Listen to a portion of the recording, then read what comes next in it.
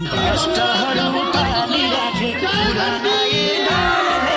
देशै छोडे नेपालीले राजनीतिको छलले हराउनै पर्छ अहिले जनता ढाँटेकोलाई कलिलाती छोरा छोरी गोली टकेकालाई मनमा सजाइदेऊ फागुन 21 चुनावैमा देशैभरिबाट घन्टी बजाइदेऊ